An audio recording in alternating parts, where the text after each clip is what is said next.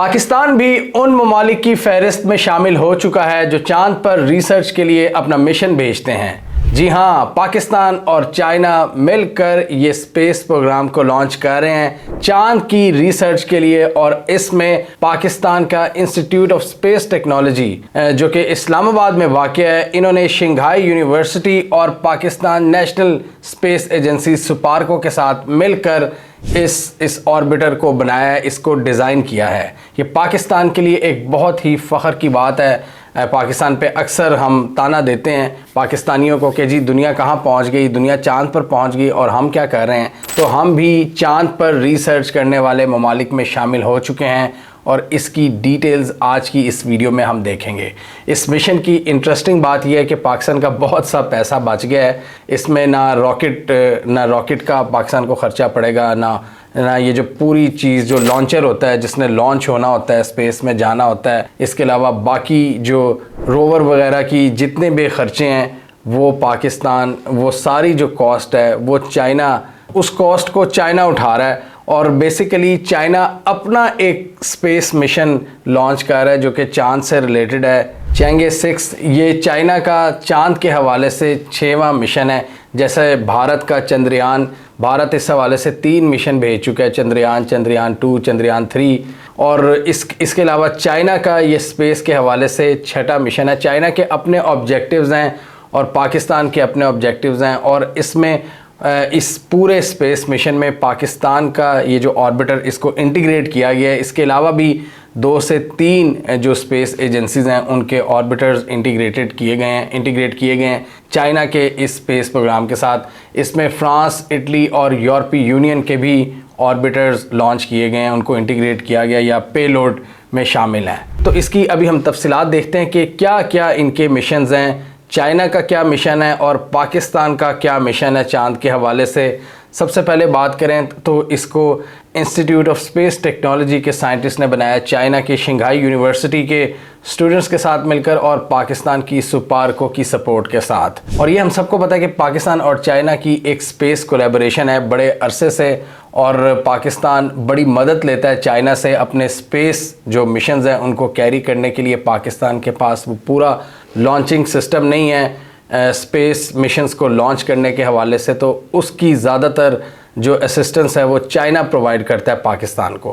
पाकिस्तान का इस हवाले से बड़े मुआहदे हुए हैं कि जितनी भी जो स्पेस सैटेलाइट्स वगैरह हैं वो पाकिस्तान चाइना के ज़रिए ही ज़्यादा भेजता है, जो स्पेस रिसर्च और स्पेस एक्सप्लोरेशन के हवाले से है। और अब ये मून पर रिसर्च के हवाले से जो मिशन है इसमें भी जो लॉन्चिंग वाला सारा सिस्टम है उसमें चाइना ने मदद की है। बेसिकली चाइना का जो अपना मिशन है चेंगे 6, उसमें हमने अपने स्पेस ऑर्बिटर को इंटीग्रेट कर दिया है कि जी अगर आप आसान अल्फाज में बात करें तो हमने चाइना को कह दिया कि आप हमारा भी ऑर्बिटर ले जाएं चांद पर, ये अपना काम करेगा और आपका जो स्पेस प्रोग्राम है वो अपना काम करेगा। पाकिस्तान का ये जो लूनर ऑर्बिटर है इसका नाम है iCube कमर। ये बेसिकली एक क्यूबिक सैटेलाइट है जो कि चांद की लूनर सरफेस को स्टडी करेगी। इसमें 2 ऑप्टिकल कैमरास लगे होंगे जिसकी मदद से ये चांद की सरफेस की तस्वीरें लेगी और वापस भेजेगी, जिसकी वजह से ऑब्जर्वेशन और रिसर्च करने में मज़ीद मदद मिलेगी। और इसका जो बेसिक मकसद ये बताया जा रहा है कि चांद में जो बर्फ़ है चांद के इर्द गिर्द उसको मालूम करने की कोशिश कर रहे हैं कि कितनी बर्फ़ है और किन जगहों पर। और आजकल ज़्यादातर साइंटिस्ट का ये ख्याल है कि चांद के जो पोल्स हैं, साउथ पोल्स और नॉर्थ पोल, वहाँ पर ज़्यादा बर्फ़ पाए जाने के इम्कानात हैं। इस वजह से ज़्यादा उन एरियाज़ के करीब अपने मिशंस को भेजा जा रहा है ताकि चांद पर पानी की डिस्कवरी की जा सके। और साइंटिस्ट यही समझते हैं कि वहाँ पर ज़्यादा सूरज नहीं पड़ता तो बड़ा ज़्यादा चांस है कि वहाँ पर बर्फ़ है, और बर्फ़ है तो इसका मतलब पानी भी है। भारत का जो चंद्रयान मिशन है उसका भी बेसिकली यही मकसद था कि पहली बार उन्होंने चांद के साउथ पोल पर लैंडिंग की थी और मकसद उनका भी यही है कि बर्फ़ को ढूंढा जाए।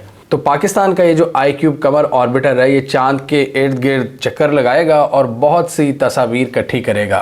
और नो डाउट पाकिस्तान की ये एक बहुत बड़ी कामयाबी है। और इसमें IST के साइंटिस्ट के मुताबिक बहुत ज़्यादा टेस्टिंग की गई है, बहुत ज़्यादा इसमें जो स्टैंडर्ड्स और पैरामीटर्स हैं उन पर पूरा उतरा गया है ताकि चांद का जो मिशन है उसके साथ इसको इंटीग्रेट किया जा सके। क्योंकि डेफिनेटली चाइना का अपना ये जो लूनर मिशन है सारा चांगे 6, ये तकरीबन $1 बिलियन से ज़ायद का प्रोजेक्ट है। तो वो ये कभी नहीं चाहेंगे कि कोई हल्का प्रोजेक्ट या कोई ऐसा प्रोजेक्ट जो स्पेस में इनको नुकसान पहुंचा सकता हो या इनकी ख़राबी पैदा कर सकता हो टेक्निकली, तो इसलिए उन्होंने बड़ा सोच समझ के ये पाकिस्तान, इटली, फ्रांस और EU के जो यूरोपियन मिशन हैं उनको अपने ऑर्बिटर्स इंटीग्रेट करने की इजाज़त दी है, अपने सैटेलाइट्स लगाने की इजाज़त दी है।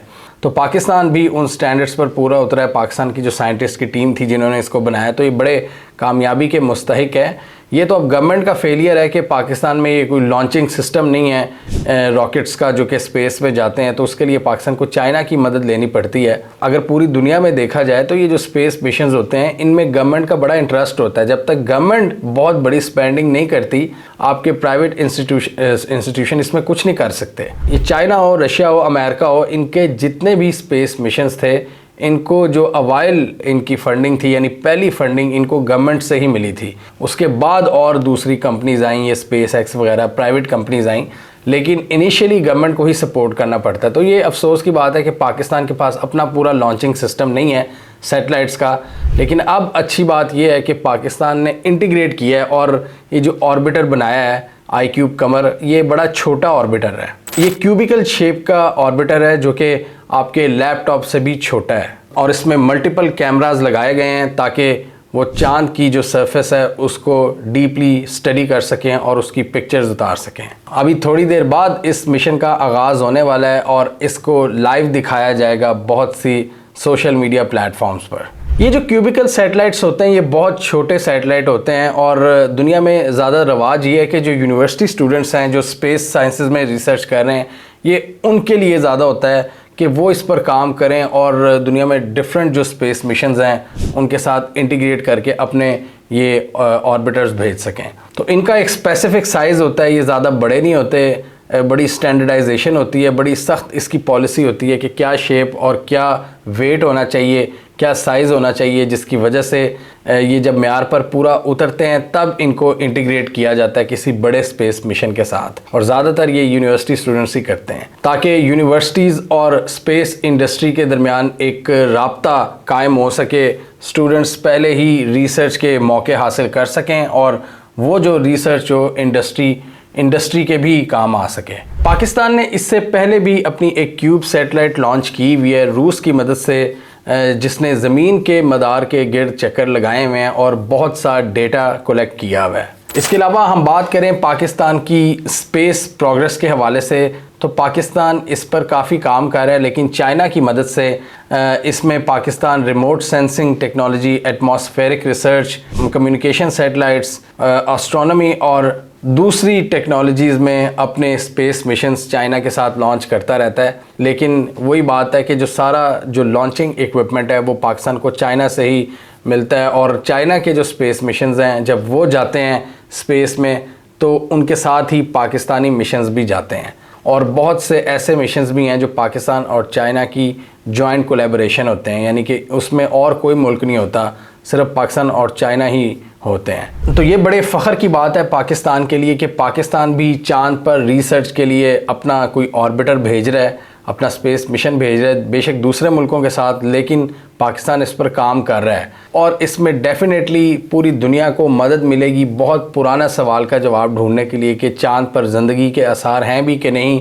और ज़िंदगी के आसार ढूंढने के लिए सबसे पहले साइंटिस्ट पानी की खोज लगाते हैं और जो बर्फ़ के टुकड़े हैं वहाँ पर, उससे भी इनको पता चलता है कि वहाँ पर पानी की मौजूदगी है और अगर पानी की मौजूदगी है तो फिर ज़िंदगी की मौजूदगी है। तो साइंटिस्ट ये पता लगाने की कोशिश करें। इससे कायनात के हवाले से और भी जो सवालों के जवाब हैं उनको भी हासिल करने में मदद मिलती है।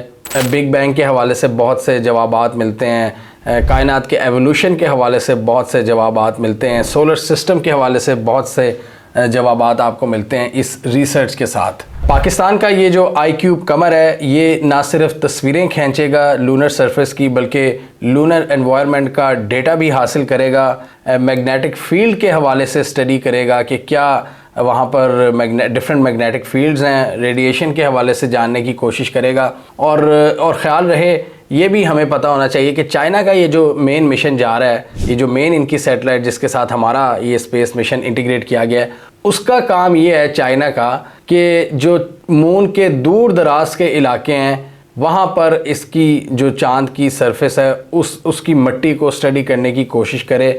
और चाइना का ये स्पेस मिशन चांद की उस साइड पर जा रहा है जहाँ पर पहले और कोई नहीं गया।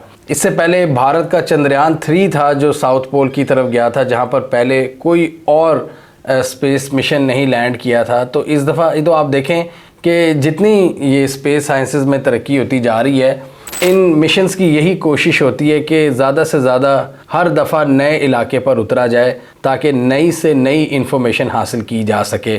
कोई चांद की डिफरेंट साइड पर उतर है, कोई डिफरेंट साइड पर। तो इस दफ़ा चाइना का ये जो मिशन है ये भी बहुत दूर दराज इलाके में लैंड कर रहा है और वहाँ पर जो चांद की मिट्टी है उसको स्टडी करेगा। और इसमें देखने वाली बात यह है कि अगर ये पाकिस्तान और चाइना की जो जॉइंट कोलैबोरेशन है अगर कामयाब हो जाती है तो आगे फ्यूचर के लिए और बहुत से दरवाज़े खुलेंगे और पाकिस्तानी साइंटिस्ट पर जो एतमाद है ग्लोबल साइंटिस्ट का वो बढ़ जाएगा और चाइना भी आपके साइंटिस्ट को मज़ीद कदर की निगाह से देखेगा और वो आपकी मज़ीद रिस्पेक्ट करेगा। और इसके साथ ही हमें फ्यूचर के मौके भी मिलेंगे और फ्यूचर के लिए पॉसिबिलिटीज़ में भी इजाफा हो जाएगा। हमें कमेंट सेक्शन में बताइए कि आपके ख्याल में ये स्पेस मिशन पाकिस्तान के लिए एक बहुत बड़ी कामयाबी है या जितनी सपोर्ट हमने चाइना से ली है ये हमें ख़ुद इंडिजिनसली इसको डेवलप करना चाहिए और दूसरों पर डिपेंडेंट नहीं होना चाहिए। और आपके ख़्याल में ये कोई इतनी बड़ी कामयाबी नहीं है?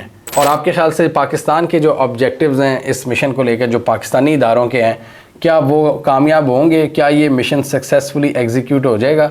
कमेंट कीजिए। इसके अलावा हमारा यूट्यूब चैनल सब्सक्राइब कर लो, साथ ही वो बेल आइकन भी दबा लें ताकि वो स्टोरीज़ दुनिया भर से पाकिस्तान से जिनकी मेन स्ट्रीम मीडिया पर प्रॉपर कवरेज नहीं होती हमारे प्लेटफॉर्म के थ्रू आप तक टाइम पर पहुँच जाएँ।